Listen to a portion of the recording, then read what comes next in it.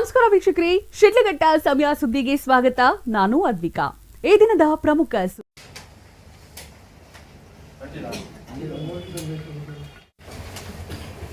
ಜಂಗಮಕೋಟೆ ಹೋಬಳಿ 13 ಹಳ್ಳಿಗಳ ಕೈಗಾರಿಕಾ ಅಭಿವೃದ್ಧಿ ಪ್ರದೇಶದ ವಿಚಾರವಾಗಿ ನಾವು ಈ ದಿನ ಒಂದು ಪತ್ರಿಕಾಗೋಷ್ಠಿಯನ್ನು ತಮ್ಮ ಮೂಲಕ ಮಾಡಲಿಕ್ಕೆ ಎಲ್ಲ ರೈತರು ಇಚ್ಛಿಸಿರುವುದರಿಂದ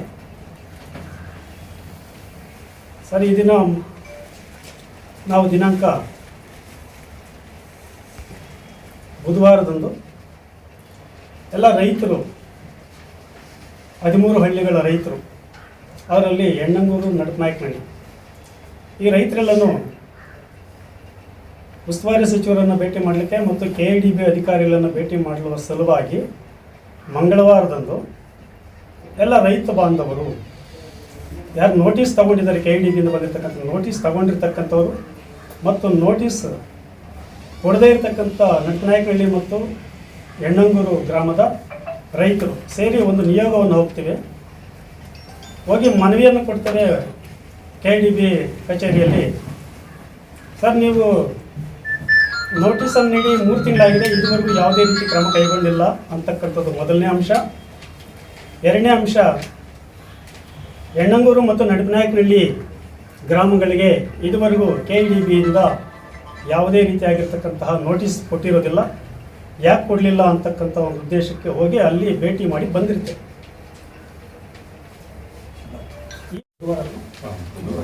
ಗುರುವಾರ ದಿನ ಈ ಭಾಗದ ಕೆಲವು ರೈತರು ಮತ್ತು ರೈತ ಮುಖಂಡರು ಪತ್ರಿಕಾಗೋಷ್ಠಿಯನ್ನು ಮಾಡಿ ಅಲ್ಲಿ ಹೋಗಿರ್ತಕ್ಕಂಥವ್ರು ಯಾರು ರೈತರೇ ಅಲ್ಲ, ಇಲ್ಲ, ಬ್ರೋಕರ್ಗಳು ಅಂತಕ್ಕಂತಹ ಒಂದು ರೀತಿ ಬೇರೆ ರೀತಿ ಮಾತಾಡಿದ್ದಾರೆ. ಆ ವಿಚಾರವಾಗಿ ಎಲ್ಲ ಭಾಗದ ರೈತರು ಸೇರಿ ನಾವು ರೈತರಾಗಿದ್ದೀವಿ, ನಾವು ರೈತರಾಗಿರೋದ್ರ ಮೇಲೆ KIDB ನಮಗೆ ನೋಟಿಸ್ ಕೊಟ್ಟಿರ್ತಕ್ಕಂಥದ್ದು, ಅದನ್ನು ಮಾಧ್ಯಮದ ಮುಖಾಂತರ ತೋರಿಸ್ಕೊಡ್ಬೇಕು ಅಂತ ಹೇಳ್ಬಿಟ್ಟು ಮತ್ತು ಈ ಮೂಲಕ ಸರ್ಕಾರಕ್ಕೆ ಮತ್ತೊಮ್ಮೆ ಒತ್ತಾಯ ಮಾಡಬೇಕು ಅಂತಕ್ಕಂಥ ಉದ್ದೇಶದಿಂದ ಈ ದಿನ ಪತ್ರಿಕಾಗೋಷ್ಠಿಯನ್ನು ಕರೆಯಲಾಗಿದೆ. ಈಗ ಮಾಧ್ಯಮದಲ್ಲಿ ಪಾಪ ಅವರು ಹೇಳಿದ್ದಾರೆ, ಅವ್ರು ಯಾರು ಹೋಗಿರ್ತಕ್ಕಂಥ ರೈತರೇ ಅಲ್ಲ, ಬ್ರೋಕರ್ಗಳು ಅಂತ ಹೇಳ್ಬಿಟ್ಟು. ಏನಪ್ಪ ತಾವು ರೈತರಲ್ವಾ? ಪಾಣಿ ತೆಗೆದು ತೋರಿಸಿ, ಸ್ವಲ್ಪ ಎಲ್ಲ ಪಾಣಿ ತೆಗೆದು ತೋರಿಸಿ, ಪಾಣಿ ತೋರಿಸಿ, ನೋಟಿಸ್ ತೋರಿಸಿ, ತೋರಿಸಿ.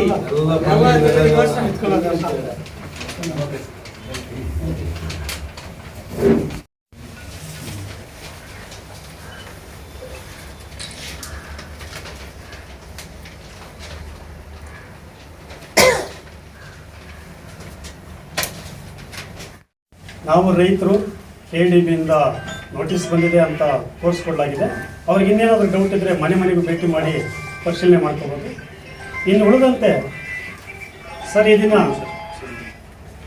2832 ಎಕರೆ ಅಂತ ಏನಿದೆ, 23 ಎಕರೆ, 2823 ಎಕರೆ ಅಂತೇಳಿ, ಅದರಲ್ಲಿ ಸರ್ಕಾರಿ ಗೋಮಾಳ ಮತ್ತು ಬಂಜರು ಭೂಮಿ ಅಂತಕ್ಕಂಥದ್ದು 1200 ಎಕರೆ ಇದೆ. ಇದು ಯಾರಿಗೂ ₹1 ಬರೋದಿಲ್ಲ. ಎಲ್ಲ ವರ್ಗದ ಜನಾಂಗದವರು ಅದರ ಸ್ವಾಧೀನದಲ್ಲಿದ್ದಾರೆ. ಇನ್ನುಳಿದಂಥ 540 ಎಕರೆ PSL ಕಂಪನಿ ಅಧೀನದಲ್ಲಿದೆ. ಒಟ್ಟು ಅಲ್ಲಿಗೆ 1800 ಎಕರೆ ಅವರಿಗೆ KIDBಗೆ ಸಿಗ್ತಾ ಇದೆ. ಇನ್ನು ಉಳಿದಂತೆ ಏನು ಬೇಕಾಗಿದೆ 1000 ಚಿಲ್ಲರೆ ಎಕರೆ, ಅದರಲ್ಲಿ 1200 ರೈತರಿದ್ದಾರೆ, ಪಾಣಿದಾರರು. ಅದರಲ್ಲಿ 860 ಜನ ಈಗಾಗಲೇ KIDB ಹೋಗಿ ನಾವು ಜಮೀನನ್ನು ಕೊಡ್ತೀವಿ ಅಂತ ಹೇಳ್ಬಿಟ್ಟು ಸಹಿ ಮಾಡಿ ಬಂದಿದ್ದಾರೆ. ಅದೇ ರೈತ ಮುಖಂಡರು ಅಲ್ಲಿ ಹೋಗಿ ಕೇಳಿದ್ದಾರೆ. 860 ಜನ ಫೋನ್ ನಂಬರ್ ಸಮೇತ, ಸರ್ವೆ ನಂಬರ್ ಸಮೇತ ಅಲ್ಲಿ ಬರೆದು ಬಂದಿದ್ದಾರೆ. ಅದೇ ಫೋನ್ ಮಾಡಿ ಕೇಳಿದ್ದಾರೆ. ಅವರು ಅಲ್ಲಿ ರೈತರಿಗೆ ಹೇಳಿದ್ದಾರೆ, ಅಲ್ಲಿ ಯಾರಿಗೆ KIDB ಅಧಿಕಾರಿಗಳಿಗೆ, ಇವರೆಲ್ಲ ನಕಲಿ ರೈತರು, ಒಬ್ಬರೇ ಸೈನ್ ಮಾಡಿದ್ದಾರೆ ಅಂತ ಹೇಳ್ಬಿಟ್ಟು ಅವ್ರು ಮನವರಿಕೆ ಮಾಡಿಕೊಡ್ಲಿಕ್ಕೆ ಹೋಗಿದ್ದಾರೆ. ಅವರೇ ಪರಿಶೀಲನೆ ಮಾಡಿದ್ದಾರೆ. ಅದೇ ಯಾರಿಗೆ ವ್ಯಕ್ತಿಗಳಿಗೆ ಫೋನ್ ಮಾಡಿದ್ದಾರೆ. ಅವರು ವ್ಯಕ್ತಿಗಳು ಹೇಳಿದ್ದಾರೆ, ನನ್ನ ಜಮೀನು ನಾನು ಕೊಡ್ತಕ್ಕಂಥದ್ದು ನಾನು ಸಿದ್ಧನಾಗಿದ್ದೀನಿ, ನಿನ್ನ ಜಮೀನು ಕೊಡ್ತಾ ಇಲ್ಲಪ್ಪ ಅಂತ ಹೇಳ್ಬಿಟ್ಟು ಅವ್ರಿಗೇನೆ ಮನವರಿಕೆ ಮಾಡಿಕೊಟ್ಟಿದ್ದಾರೆ. ಆದರೂ ಸಹಿತ ನಕಲಿ ರೈತರು ಅಂತಕ್ಕಂಥ ಒಂದು ಮಾತನ್ನು ಹೇಳ್ತಾ ಇದ್ದಾರೆ. 860 ಜನ ಕೊಟ್ಟಿದ್ರೆ 1200ರಲ್ಲಿ 82% ರೈತರು ಕೊಟ್ಟಂಗಾಯ್ತು, ಒಪ್ಪಿಗೆ ಕೊಟ್ಟಂಗಾಯ್ತು. ನಾವೇನು KIDB ಆಗಲೇಬೇಕಂತಕ್ಕಂಥ ಉದ್ದೇಶನ ನಮಗಿರಲಿಲ್ಲ. ಆದರೆ ಇತಿಹಾಸದಲ್ಲಿ KIDB ಆಗಿರ್ತಕ್ಕಂಥ ಇದರಲ್ಲಿ ನೋಟಿಫಿಕೇಶನ್ ಒಮ್ಮೆ ಆದಮೇಲೆ ಡಿನೋಟಿಫಿಕೇಶನ್ ಆಗಿರ್ತಕ್ಕಂಥ ಇತಿಹಾಸದಲ್ಲಿ ಯಾವುದೂ ಇಲ್ಲ. ನಾವು ತಡೆ ಹಾಕ್ತಾ ಹೋದರೆ ದಿನ ಕಳೆದಂತೆ ವರ್ಷಗಳು ಕಳೀತದೆ. ಅದಾಗೋದು ಬೇಡ, ತ್ವರಿತವಾಗಿ ಆಗಲಿ ಆಗ್ತಕ್ಕಂಥದ್ದು ಅಂತಕ್ಕಂಥದ್ದು ನಮ್ಮ ರೈತರ ಒಂದು ಒಪ್ಪರಲಾಗಿದೆ. ಅದರಲ್ಲಿ ನಾನು ಮಾಧ್ಯಮ ಮುಖಾಂತರ ಅವ್ರಿಗೆ ತಿಳಿಪಡಿಸ್ತೇನೆಂದರೆ, ಬ್ರೋಕರ್ಗಳು ಅಂತಕ್ಕಂಥ ಒಂದು ಪದವನ್ನು ಹಿಂಪಡಿಬೇಕು. ನಿಮ್ಮ ಜೊತೆಯಲ್ಲೇ ನೀವೇ ಕುಳಿತುಕೊಂಡು ನೀವೇ ಜಮೀನುಗಳನ್ನು ಮಾರಾಟ ಮಾಡಿಕೊಡ್ತಾ ಇದ್ದೀರಾ, ನಾವು ದಾಖಲೆ ಸಮೇತ ಕೊಡ್ತೀವಿ. ಎಲ್ಲ ಮಾಧ್ಯಮದವ್ರ ಮುಖಾಂತರ ತಿಳಿಸ್ಕೊಡ್ತಕ್ಕಂಥದ್ದು ಇಷ್ಟೇ. ರೈತರಿಗೂ ಗೊತ್ತಿದೆ ನೀವು ಎಷ್ಟು ಜಮೀನು ಮಾರಾಟ ಮಾಡಿಸ್ಕೊಟ್ಟಿದ್ದೀರಾ ಅಂತಕ್ಕಂಥದ್ದು ದಾಖಲೆ ಸಮೇತ ಬಿಡುಗಡೆ ಮಾಡಬೇಕಾಗುತ್ತೆ. ಭೂಮಿ ಫಲವತ್ತಾದ ಭೂಮಿ ಅಂತ ಹೇಳ್ತಿರೋ ಸಮಯ ಒಪ್ಕೊಳ್ತೀವಿ, ಅದು ಫಲವತ್ತಾದ ಭೂಮಿನೇ. ಅಲ್ಲಿ ಫಲವತ್ತಾದ ಭೂಮಿ ಒಬ್ಬ ದಲಿತನ ಹೆಸರಲ್ಲಿ 2 ಎಕರೆ ಇರುತ್ತೆ, ಒಬ್ಬ ರೈತ ಮುಖಂಡನ ಹೆಸರಲ್ಲಿ 2 ಎಕರೆ ಇರುತ್ತೆ. ಆ ರೈತ ಮುಖಂಡನ ಒಂದು ಜಮೀನಿಗೆ 50-60 ಲಕ್ಷ ಕೊಡ್ತಾರೆ, ದಲಿತನ ಜಮೀನಿಗೆ ಕೇವಲ 10 ಲಕ್ಷ ಕೊಡ್ತಾರೆ. ಇವತ್ತಿನ ದಿನದಲ್ಲಿ ರಿಯಲ್ ಎಸ್ಟೇಟ್ ಅವ್ರು ಮಾಡ್ತಕ್ಕಂಥ ಕೆಲಸ. ಹೋಗ್ಲಿ ನೀವೇ ಆಗಲಿ ತಗೊಳ್ತೀರಾ ಆ ಬೆಲೆಗೆ, ಜನರಲ್ಗೆ ಏನು ಬೆಲೆ ಕೊಡ್ತೀರಾ ಬೆಲೆ ಕೊಡ್ತೀರಾ. ಸರ್ಕಾರ ಏನು ಮಾಡಿದೆ, ಈಗ ಎಲ್ಲರಿಗೂ ಒಂದೇ ಬೆಲೆ ನಿಗದಿ ಮಾಡ್ತಿದೆ. ಅದನ್ನು ತಾವು ಸಹಿಸ್ಕೊಳ್ಳೋಕೆ ಆಗ್ತಿಲ್ಲ ಅಂತಕ್ಕಂಥದ್ದು ಈ ದಲಿತ ಮುಖಂಡರ ಮತ್ತು ಇನ್ನು ಉಳಿದಂಥ ರೈತರ ಒಂದು ಮನವಿಯಾಗಿದೆ. ಅದೇ ರೀತಿ ರಸ್ತೆಗಿರ್ತಕ್ಕಂಥ ಜಮೀನಿಗೆ ಒಂದು ಬೆಲೆ ಕೊಡ್ತಾರೆ, ಮೂಲೆಯಲ್ಲಿರ್ತಕ್ಕಂಥ ಜಮೀನಿಗೆ ಒಂದು ಬೆಲೆ ಇರುತ್ತೆ. ಆದರೆ ಸರ್ಕಾರ ಅದು ಮಾಡ್ತಿಲ್ಲ. ಮೂಲೆಯಲ್ಲಿರ್ತಕ್ಕಂಥ ರೈತನಿಗೂ ಒಂದೇ ಬೆಲೆ ಕೊಡುತ್ತೆ, ಮುಖ್ಯ ರಸ್ತೆಗಿರ್ತಕ್ಕಂಥದ್ದಕ್ಕೂ ಒಂದೇ ಬೆಲೆ ಕೊಡುತ್ತೆ. ಈಗ ನಮಗೆ ಉನ್ನತ ಮೂಲಗಳ ಪ್ರಕಾರ KDB 1.25 ಕೋಟಿ ಫಿಕ್ಸ್ ಏನು ಕೊಡ್ಬೋದು ಅಂತಕ್ಕಂಥ ಒಂದು ನಿರೀಕ್ಷೆ ನಾನಿದ್ದೀವಿ. ಮೂಲಗಳ ಪ್ರಕಾರ ನಮ್ಗೆ ಬಂದಿದೆ. ಮನೆಯವ್ರೆ ನಿಮ್ಗೆ ಹೇಳ್ತಕ್ಕಂಥದ್ದು ಇಷ್ಟೇ, ಆ KDB ಆಗೋದೇ ಬೇಡ. 1.25 ಕೋಟಿ ಸರ್ಕಾರ ಏನು ನಿಗದಿ ಮಾಡುತ್ತೆ ಅದು ಬೇಡ. ನೀವೇ ಜಮೀನನ್ನು ತಗೊಳ್ಳಿ, ನಿಮಗೆ ಪಾಣಿ ಕೊಡ್ತೀವಿ, ದಾಖಲೆಗಳನ್ನು ಕೊಡ್ತೀವಿ. ನೀವೇ ರೈತರೇ ತಗೊಳ್ಳೋದ್ರಿಂದ 25 ಲಕ್ಷ ಬಿಟ್ಟು 1 ಕೋಟಿ ಹಣ ಕೊಡಿ, ನಾವು ರೈತರೆಲ್ಲ ನಿಮ್ಗೆ ಜಮೀನು ಕೊಡ್ಲಿಕ್ಕೆ ನಾವು ಸಿದ್ಧವಾಗಿದ್ದೇವೆ. ಸಿದ್ಧವಾಗಿದ್ದೀರಾ?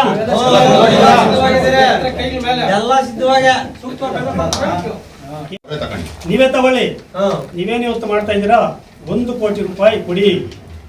ನೀವು ರೈತರೇ ತಗೊಳ್ತಾ ಇರೋದ್ರಿಂದ 25 ಲಕ್ಷ ಕನ್ಸೆಕ್ಷನ್ ಮಾಡೋಣ. ಏನಪ್ಪಾ, ರೆಡಿ ಇದ್ದೀರಾ?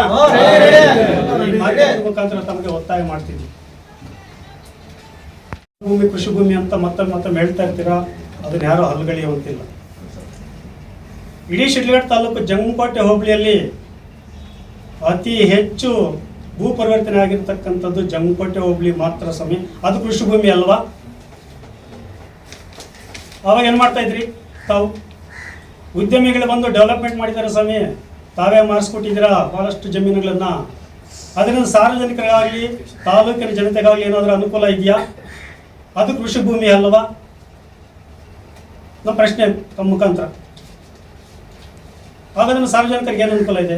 ಅದೇ ಕೈಗಾರಿಕೆಗಳು ಬಂದು ಅಭಿವೃದ್ಧಿ ಪಡಿಸಿದ್ರೆ ಈ ತಾಲೂಕಿನ ಜನತೆಗೆ ಉದ್ಯೋಗ ಸಿಗುತ್ತೆ ಅವರ ಅರ್ಹತೆಗೆ ಅನುಗುಣವಾಗಿ. ಆದ್ದರಿಂದ ಕೈಗಾರಿಕೆಗಳು ತ್ವರಿತವಾಗಿ ಮಾಡಲಿ ಅಂತಕ್ಕಂಥದ್ದು ಜನರ ಅಭಿಪ್ರಾಯ ಆಗಿದೆ ಹೊರತು ಬೇರೆ ಉದ್ದೇಶದಿಂದಲ್ಲ. ಅಥವಾ ನಾವು ಯಾವುದೇ ಆಗಲಿ ರೈತರು ಇದುವರೆಗೂ ಬೇರೆ ಮುಖಂಡರ ಬಗ್ಗೆ ಮಾತಾಡಿದ್ದೀರೇನಪ್ಪ ಯಾರಾದರೂ ಮಾಧ್ಯಮದಲ್ಲಾಗಲೂ ಇದುವರೆಗೂ? ತಾವು ರೈತರು ಕೊಟ್ಟಿರ್ತಕ್ಕಂಥ ಮನವಿ ಇಷ್ಟೇ, ಮಾಡೋ ಹಾಕಿದ್ರೆ ತ್ವರಿತವಾಗಿ ಮಾಡಿ, ಇಲ್ಲ ಅಂದರೆ ಕೈ ಬಿಡಿ ಅಂತಕ್ಕಂಥ ಒಂದು ಉದ್ದೇಶಕ್ಕೆ ಮಾತ್ರ ರೈತರು ಹೋಗಿದ್ರೆ ಹೊರತು ಬೇರೆಯವ್ರಿಗೆ ತೇಜೋವತೆ ಮಾಡಲಿಕ್ಕೆ ರೈತರು ಯಾರು ಹೋಗಿಲ್ಲ. ಇದು ಗಮನದಲ್ಲಿರ್ತೇವೆ ತಾವು. ಹಾಗಾಗಿ ನೀವು ಈ ಬಡ ರೈತರನ್ನ ದಲಿತರನ್ನ ಅವಹೇಳನಕಾರಿಯಾಗಿ ಮಾತಾಡ್ತಕ್ಕಂಥದ್ದು ಮತ್ತು ಜನಪ್ರತಿನಿಧಿಗಳನ್ನು ಅವಹೇಳನಕಾರಿ ಮಾಡ್ತಾ ತಾವು ಕೈ ಬಿಡಬೇಕು. ನಿಮ್ಮ ಭೂಮಿ ನಿಮ್ಮ ಹಕ್ಕು, ನಮ್ಮ ಭೂಮಿ ರೈತರು ಅವ್ರ ಸ್ವಇಚ್ಛೆಯಿಂದ ಕೊಡ್ತಕ್ಕಂಥದ್ದು. ಈಗ ಅದರಿಂದ ನಿಮ್ಮ ಬಗ್ಗೆ ಯಾವುದೇ ತಕರಾರಿಲ್ಲ, ನಿಮ್ಮ ಜಮೀನು ಕೊಡಿ ಬಿಡಿ, ನಿಮ್ಗೆ ಬಿಟ್ಟಂಥ ವಿಚಾರ. ನಮ್ಮ ಜಮೀನನ್ನು ನಾವು ಸಿದ್ಧವಾಗಿದ್ದೇವೆ, ನಮಗೆ ಜೀವನ ಕಷ್ಟ ಆಗಿದೆ. ಕಾರಣ ಸ್ವಾಮಿ, ಈಗ 2021ರಲ್ಲಿ ಪ್ರಸ್ತಾವನೆ ಬಂದಿರತಕ್ಕಂಥದ್ದು KDBಗೆ ಜಂಪಟ್ಟು ಹೋಗಿತ್ತು. ಆಗ ಮುಖ್ಯಮಂತ್ರಿಗಳು ಯಡಿಯೂರಪ್ಪನವರಾಗಿತ್ತು. 2024ರಲ್ಲಿ ನೋಟಿಫಿಕೇಶನ್ ಆಯಿತು. 2024ರಲ್ಲಿ ಕೆಲವರು ಬಂದಿದೆ. ನಮಗೆ ಹೆಣ್ಣಂಗೂರು ಮತ್ತು ನರಕನಾಯಕನಹಳ್ಳಿಗೆ ನೋಟಿಸ್ಗಳು ತ್ವರಿತವಾಗಿ ವಿಲೇ ಮಾಡಬೇಕು, ಕೊಡಲೇಬೇಕು ಅಂತ ಹೇಳ್ಬಿಟ್ಟು ಈ ಮೂಲಕ ನಾವು ಮಾಧ್ಯಮದ ಮುಖಾಂತರ KLDB ಅಧಿಕಾರಿಗಳು ಮತ್ತು ಘನ ಸರ್ಕಾರಕ್ಕೆ ಒತ್ತಾಯ ಮಾಡ್ತಾ ಇದ್ದೀವಿ. ಅದರಲ್ಲಿ ಇನ್ನೊಂದು ಅಂಶ ಹೇಳಿದ್ದೀರಾ, ಉಸ್ತುವಾರಿ ಸಚಿವರು ರೈತರನ್ನು ಒಡೆದು ಹಾಳುವ ನೀತಿ ಮಾಡ್ತಿದ್ದಾರೆ ಅಂತೇಳಿ. ತಮ್ಗೆ ಯಾರಿಗಾದ್ರೂ ಉಸ್ತುವಾರಿ ಸಚಿವರು ಬಂದು ಸ್ಟ್ರೈಕ್ ಮಾಡಿ ಅಂತ ಹೇಳಿದಾರೇನಪ್ಪ? ಇದು ತಮ್ಮ ತಪ್ಪು ಕಲ್ಪನೆ. ರೈತರು ಸ್ವಯಂ ಪ್ರೇರಿತವಾಗಿ ಇದನ್ನ ಜಮೀನು ಕೊಡ್ಲಿಕ್ಕೆ ಹೋಗಿದ್ದಾರೆ. ಇದನ್ನ ಬೇರೆ ಅನ್ಯತಾ ಭಾವಿಸಬಾರ್ದು, ಬೇರೆಯವರನ್ನ ನೀವು ಅಲಗಲಿಬಾರ್ದು ಅಂತಕ್ಕಂಥದ್ದು ನಮ್ಮ ಒಂದು ಮನವಿ ಆಗಿದೆ. ಅನಂತರ ತಾವು PSL ಕಂಪನಿ 540 ಎಕರೆ ತಗೊಂಡಿದೆ ಸ್ವಾಮಿ. ತಗೊಂಡ್ಮೇಲೆ 5 ವರ್ಷದಲ್ಲಿ ಡೆವಲಪ್ಮೆಂಟ್ ಮಾಡಬೇಕಂತ ಹೇಳ್ತಿದೆ ಅವರ ಕಾನೂನಲ್ಲಿ, ಅವರ ಒಂದು ನೋಟಿಫಿಕೇಶನಲ್ಲಿ. 10 ವರ್ಷ ಆದರೂ ಇದುವರೆಗೂ ಡೆವಲಪ್ಮೆಂಟ್ ಮಾಡಿಲ್ಲ. ಅದರ ಬಗ್ಗೆ ತಮ್ಮ ನಿಲುವೇನು? ಆ PSL ಕಂಪನಿಯ ದಲ್ಲಾಳಿಗಳು ರೈತರಿಗೆ ಮೋಸ ಮಾಡಿ 1 ಲಕ್ಷ 2 ಲಕ್ಷಕ್ಕೆ ಜಮೀನು ತಗೊಂಡಿದ್ದಾರಲ್ಲ, ತಾವು ಆ ರೈತರಿಗೆ ಪರಿಹಾರ ಕೊಡ್ಲಿಕ್ಕೆ ಯಾವತ್ತಾದ್ರೂ ಚಕಾರ ಎತ್ತಿದ್ದೀರಾ? ಇಲ್ಲ ಇದುವರೆಗೂ. ಯಾರಾದ್ರೂ ರೈತ ಸಂಘದ ರೈತರು ಯಾರಾದ್ರೂ ಅದ್ರ ಬಗ್ಗೆ PSL ಕಂಪನಿ ವಿರುದ್ಧವಾಗಿ ಮಾತಾಡಿದಾರೇನಪ್ಪ? ಇತಿಹಾಸದಲ್ಲಿ ಇಲ್ಲ. ತಾವು ರೈತರ ಪರ ಇದ್ದೀರೋ, PSL ಕಂಪನಿ ಪರ ಇದ್ದೀರೋ ಅಥವಾ ಉದ್ಯಮಿಗಳ ಪರ ಇದ್ದೀರೋ ಅಂತಕ್ಕಂಥದ್ದು ನೀವೇ ಹೇಳಬೇಕಾಗ್ಬಾರ್ದು. 4 ವರ್ಷಗಳ ಹಿಂದೆ, 4-5 ವರ್ಷಗಳ ಹಿಂದೆ ಸುಂಡ್ರಳ್ಳಿ ಹತ್ರ ಒಂದು ಯೂನಿವರ್ಸಿಟಿ ಬಂತು, ಗೊತ್ತಿದೆಯಪ್ಪ ತಮ್ಮೆಲ್ರಿಗೂ? ಪ್ರಚಾರ ಆಯಿತು. ಸುಂಡ್ರಳ್ಳಿ ಹತ್ರ ಬಂದದನ್ನ ಬೇರೆ ಕಡೆ ವರ್ಗಾಯಿಸಿದ್ಯಾರಪ್ಪ? ಯಾರು ಸ್ವಾಮಿ? ತಾವೆಲ್ಲ ಸ್ವಾಮಿ. ಅದೇನಾದ್ರೂ ಇಲ್ಲಿ ಯೂನಿವರ್ಸಿಟಿ ಆಗಿದ್ದಿದ್ರೆ ಈ ತಾಲೂಕು ಅಭಿವೃದ್ಧಿ ಆಗ್ತಿರ್ಲಿಲ್ವಾ? ರೈತರಿಗೆ ಇನ್ನಷ್ಟು ಬೆಲೆ ಹೆಚ್ಚುತ್ತಾ ಇತ್ತಾ? ಅಭಿವೃದ್ಧಿ ಆಗ್ತಾ ಇತ್ತಾ? ಮಕ್ಕಳಿಗೆ ವಿದ್ಯಾಭ್ಯಾಸ ಸಿಗ್ತಾ ಇತ್ತಾ? ಅದು ಕೃಷಿ ಭೂಮಿ ಅಂತ ಹೇಳ್ಬಿಟ್ಟು ನಾವು ಯಾರೋ ಒತ್ತಡಕ್ಕೆ ಮಾಡಿದ್ರು ಸ್ಟ್ರೈಕ್ ಮಾಡಿದ್ರೆ ಆ ಯೂನಿವರ್ಸಿಟಿ ಬೇರೆ ಕಡೆ ಹೋಯ್ತು ಸ್ವಾಮಿ. ಈಗ ತಾವೇನು ಆ ಕೃಷಿ ಭೂಮಿ ಅಂತ ಸುಂಡ್ರಳ್ಳಿ ಹತ್ರ ನೀವು ಸ್ಟ್ರೈಕ್ ಮಾಡಿದ್ರಿ, ಹೋಗೋಣ ಈಗ ಮಾಧ್ಯಮ ಮಿತ್ರ ಮುಖಾಂತರ ಅಲ್ಲಿ ಏನಾದರೂ ಕೃಷಿ ಭೂಮಿ ಇದ್ದರೆ ತೋರಿಸ್ಬೋದು. ನಾವು ಎಲ್ಲ ಕೃಷಿ ಭೂಮಿ ಏನಾಗಿದೆ ಇವತ್ತು ಡೆವಲಪ್ಮೆಂಟ್ ಆಗಿ ಲೇಔಟ್ಗಳಾಗಿದೆ ಸ್ವಾಮಿ. ಅಲ್ಲಿಗೆ ನೀವು ಲೇಔಟ್ ಪರ, ಉದ್ಯಮಿಗಳ ಪರ ಇದ್ದೀರಾ, ರೈತರ ಪರ ಇದ್ದೀರಾ ಅಂತ ತಾವು ಯೋಚನೆ ಮಾಡಿ ಅದಕ್ಕೆ ರೈತರು ಉತ್ತರ ಕೊಡಬೇಕಾಗುತ್ತೆ. ನಾವು ಮಾಧ್ಯಮದ ಮೂಲಕ ಮತ್ತೊಮ್ಮೆ ನೀವೇನಾದರೂ ಇದೇ ರೀತಿ ತೇಜೋವತೆ ಮಾಡಿದ್ರೆ ಮಾಧ್ಯಮದ ಮುಖಾಂತರ ಮನವಿ ಮಾಡ್ತಿದ್ರೆ ರೈತರು ಮತ್ತೊಮ್ಮೆ ಉಗ್ರ ಹೋರಾಟ ನಿಮಗೆ ಎಲ್ಲ ಬರ್ತಕ್ಕಂಥದ್ದು ರೈತರು ಮಾಡ್ತಾರೆ ಅಂತ ಒಂದು ಮನವಿಯನ್ನು ತಮಗೆ ತಿಳಿಸ್ಕೊಡ್ತಾ ಇದ್ದೀವಿ ಸರ್. ಅಹಿಂದ ವರ್ಗದವರಿಗೆ ನ್ಯಾಯ ಸಿಗುತ್ತೆ ಅಂತಕ್ಕಂಥದ್ದು ಏನು ನಂಬಿಕೆ ಇತ್ತು ಮಾನ್ಯ ಘನ ಸರ್ಕಾರಕ್ಕೆ, ಈ ದಿನ ಈ ತಾರತಮ್ಯ ಅಂತ ಏನು ಹೇಳ್ತಿದ್ದೀವಿ, ದಲಿತರ ಭೂಮಿಗೆ 10 ಲಕ್ಷ, ಉಳಿದಂಥ ಭೂಮಿಗೆ 25-40 ಲಕ್ಷ ಕೊಡ್ತಿದ್ದಾರೆ, ಮತ್ತು ಇವು ಹಿಂದೆ ಇರ್ತಕ್ಕಂಥ ಜಮೀನಿಗೆ ಕಡಿಮೆ ಬೆಲೆ ಕೊಡ್ತಿದ್ದಾರೆ. ಇದನ್ನೆಲ್ಲ ಗಮನದಲ್ಲಿ ಇಟ್ಕೊಂಡು ಈಗಲೂ ಶೋಷಣೆ ಮಾಡ್ತಕ್ಕಂಥ ಹಂತಕ್ಕೆ ತಾವು ಹೋಗಿದ್ದೀರಾ ಯಾರು ಈ ರೈತ ಮುಖಂಡರು. ಅದು ಶೋಷಣೆಗೆ ಇನ್ನು ಅವಕಾಶ ಇಲ್ಲ. ಅದರಿಂದ ಇದನ್ನು ಪರಿಗಣನೆಗೆ ತಗೊಳ್ಳದೆ ಈಗ ಅಹಿಂದ ವರ್ಗದ ಜನರ ಹಿತ ಕಾಯುವ ಮುಖ್ಯಮಂತ್ರಿಗಳು ಮತ್ತು ಉಸ್ತುವಾರಿ ಸಚಿವರು ಈ ಕೂಡಲೇ ಇಲ್ಲ ಕೈಗಾರಿಕೆಯನ್ನು ಅಭಿವೃದ್ಧಿ ಪಡಿಸಬೇಕು, ಇಲ್ಲ ಡಿನೋಟಿಫಿಕೇಶನ್ ಮಾಡಿಸ್ಕೊಡಿಸೋಣ. ಯಾಕೆ ಡಿನೋಟಿಫಿಕೇಶನ್ ಮಾಡಿಸ್ಕೊಡಿ ಅಂತ ಹೇಳ್ತೀವಿ ಅಂದರೆ, ಈಗ ಪಾಣಿಯಲ್ಲಿ KLDB ಅಂತ ಹೇಳ್ಬಿಟ್ಟು ಎಂಟ್ರಿ ಆಗಿದೆ. ಒಬ್ಬ ರೈತ ಈಗ ಲೋನ್ ತಗೊಳಕ್ ಹೋದ್ರೆ ತಗೊಳಕ್ ಆಗ್ತಿಲ್ಲ ಸ್ವಾಮಿ. ನಾವ್ ಹೇಳ್ತಿದ್ದೀವಿ ರೈತ ಮುಖಂಡರಿಗೆ ಏನು ಪತ್ರಿಕಾಗೋಷ್ಠಿ ಮಾಡಿದ್ದೀರಾ, ಪಾಣಿ ತಗೊಂಡ್ಬರ್ತೀವಿ, ಒಂದು 20 ಲಕ್ಷ ಲೋನ್ ಕೊಡಿಸಿ ಸ್ವಾಮಿ ನಮ್ಗೆ ಅಷ್ಟೇ. ಬ್ಯಾಂಕಲ್ಲಿ ಕೊಡಿಸಿದ್ರೆ ಕೊಡಿಸ್ಬೋದು, ನಿಮ್ಮಂತೆ ನಾವು ಬರ್ತೀವಿ ಸ್ವಾಮಿ. ಇಲ್ಲ ಲೋನ್ ಕೊಡಿಸಿ, ಇಲ್ಲ KLDB ಏನಿದೆ ಅದನ್ನು ಡಿನೋಟಿಫಿಕೇಶನ್ ಮಾಡಿಸಿ ನಿಮ್ಮೊಂದಿಗೆ ನಾವು ಇರ್ತೀವಿ. ಇಲ್ಲವಾದಲ್ಲಿ ನೀವು ಜಮೀನು ತಗೋಬೇಕು, ಇಲ್ಲ KLDB ಮಾಡುವಂತೆ ಅವಕಾಶ ಮಾಡಿಕೊಡಿ. ಸುಮ್ಮನೆ ವಿಳಂಬ ಮಾಡ್ಲಿಕ್ಕೆ ಹೋಗ್ಬೇಡಿ. ಯಾಕೆ ಹೇಳ್ತಿದ್ವಿ ಅಂದರೆ 2009ರಲ್ಲಿ ಬಾಗೇಪಲ್ಲಿ ನೋಟಿಫಿಕೇಶನ್ ಆಗಿರ್ತಕ್ಕಂಥ ಮಾಧ್ಯಮದ ಮುಖಾಂತರ ಹೇಳ್ತಾ ಇದ್ವಿ. 2009ರಲ್ಲಿ ರೈತರಿಗೆ ಪರ ವಿರೋಧ ಮಾಡ್ತಾ ಮಾಡ್ತಾ ಅದು ಸ್ಥಗಿತಗೊಂಡಿತ್ತು. ಈಗ ಅದೇ ರೈತರು ಈಗ ಹೋಗಿದ್ದಾರೆ ಕೈಗಾರಿಕಾ ಅಭಿವೃದ್ಧಿ ಪಡಿಸಿ ನಾವು ಜಮೀನು ಕೊಡ್ತೀವಿ ಅಂತ ಹೇಳ್ಬಿಟ್ಟು. ಆಗ 15 ವರ್ಷಗಳ ಹಿಂದೆ ಏನು ನಿಗದಿಯಾಗಿತ್ತ ಬೆಲೆ ಅದೇ ಬೆಲೆ ಇವತ್ತು ಕೊಡ್ತಿದ್ದಾರೆ. ಆ ರೈತರು ನೊಂದ್ಕೊಂಡು ಜಮೀನು ಕೊಡ್ತಾ ಇದ್ದಾರೆ. ಆ ಪರಿಸ್ಥಿತಿ ಈ ಭಾಗದ ಜನಗಳಿಗೆ ಬರ್ತಕ್ಕಂಥದ್ದು ಬೇಡ. ಆಗಂಗಿದ್ರೆ ತ್ವರಿತವಾಗಿ ಮಾಡಿ, ಇಲ್ಲಾಂದರೆ ಕೈ ಬಿಡಿ ಅಂತ ನಾನು ಸರ್ಕಾರಕ್ಕೂ ಮನವಿ ಮಾಡ್ತೇನೆ. ತಾವು ಅಷ್ಟೇ ರೈತ ಮುಖಂಡರಿಗೆ ಹೇಳ್ತಕ್ಕಂಥದ್ದು, ರೈತರಿಗೆ ಅನುಕೂಲಕರವಾಗಿರ್ತಕ್ಕಂಥದ್ದು ನಾವು ಮಾಡೋಗಿದ್ರೆ ತಾವು ಬನ್ನಿ, ನಮ್ಮ ಜೊತೆ ಕೈ ಜೋಡಿಸಿ ನ್ಯಾಯಯುತವಾದ ಒಂದು ಹೋರಾಟಕ್ಕೆ ನಾವು ನಿಮ್ಮೊಂದಿಗೆ ಇರ್ತೀವಿ ಅಂತ ಹೇಳ್ಬಿಟ್ಟು ಈ ಮೂಲಕ ರೈತ ಬಾಂಧವರಲ್ಲಿ ನಾನು ವಿನಂತಿ ಮಾಡ್ಕೊಂಡಿದ್ದೆ. ಅಂತ ಹೇಳ್ಬಿಟ್ಟು ಯಾವುದು ಕೊಟ್ಟಿದೆ, ಮಾಹಿತಿ ಕೊಟ್ಟಿದೆ ಅರಣ್ಯ ಇಲಾಖೆ ಅಂತ ಹೇಳ್ತಿದ್ದೀರಾ. KLDB ಅವರು ಒಂದು ಹೇಳಿದ್ದಾರೆ, ಮನವಿಯನ್ನು ಕೊಟ್ಟಿದ್ದಾರೆ, ಬೇಕಾದರೆ ತಿಳ್ಕೊಬೋದು. ತಾವು ವಿಚಾರಿಸಿರ್ತೀರ. ಅರಣ್ಯ ಭೂಮಿ ಏನು ನಿಗದಿಪಡಿಸಿದೆ ಆ ಭೂಮಿಗೆ KLDB ಕೈ ಹಾಕೋದಿಲ್ಲ, ಕೆರೆ ಕುಂಟೆಗಳಿಗೆ ಕೈ ಹಾಕೋದಿಲ್ಲ, ನೀರಾವರಿ ಜಮೀನನ್ನು ಸಾಧ್ಯವಾದಷ್ಟು ಬಿಡಿಸ್ಕೊಡ್ತೀವಿ ಅಂತಕ್ಕಂಥ ಮಾತನ್ನು KLDB ಅಧಿಕಾರಿಗಳು ತಮಗೂ ಹೇಳಿದ್ದಾರೆ, ಎಲ್ಲ ರೈತ ಮುಖಂಡರಿಗೂ ಹೇಳಿದ್ದಾರೆ. ಇದು ಗಮನದಲ್ಲಿ ಇಟ್ಕೊಳ್ಳಿ. ನಂತರ ರೇಷ್ಮೆ ಮಾರ್ಕೆಟ್ ಹೈಟೆಕ್ ಮಾರ್ಕೆಟ್ ಅಂತ ಹೇಳ್ತಿದ್ದೀರಾ. ಹೌದು, ಆಗಬೇಕು ಸ್ವಾಮಿ, ಹೈಟೆಕ್ ಮಾರ್ಕೆಟ್ ಅಭಿವೃದ್ಧಿ ಆಗಬೇಕು. ಆದರೆ ಜಮ್ಮುಕೋಟೆ ಹೋಬಳಿಯ ಎಲ್ಲ ಜಮೀನು KIDB ಹೋಗ್ತಾ ಇಲ್ಲ. 13 ಹಳ್ಳಿಗಳಲ್ಲಿ ಕೇವಲ 1200 ಜನ ರೈತರದ್ದು ಮಾತ್ರ ಹೋಗ್ತಾ ಇದೆ. ಅದರಲ್ಲಿ 860 ಜನ ಈಗಾಗಲೇ ಸಹಿ ಮಾಡಿಕೊಟ್ಟಿದ್ದಾರೆ. ಇನ್ನು ಉಳಿದಂತೆ ಜನ ಯಾರು ಕೊಡೋದಿಲ್ಲ ಅಂತೇಳಿ ಇರ್ಬೋದು ಅಥವಾ ಹೋಗದೇ ಇರ್ಬೋದು. ಆದರೆ 860 ಜನ ಸಹಿ ಮಾಡಿಕೊಟ್ಟಿದ್ದಾರೆ. ಹೋಗಿ ಅಲ್ಲಿ ಪರಿಶೀಲನೆ ಮಾಡಿಕೊಳ್ಳಿ ಸ್ವಾಮಿ ಅಂತ ತಾವು ಹೇಳೋದಕ್ಕೆ ಇಷ್ಟಪಡ್ತಾರೆ ಮಾಧ್ಯಮ ಮುಖಾಂತರ. ಏನು ನೀವು 20% ಅವರಿದ್ದಾರೆ, 80% ನಾವಿದ್ದೀರಾ ಅಂತ ಏನು ಹೇಳ್ತಾ ಇದ್ದೀರಾ?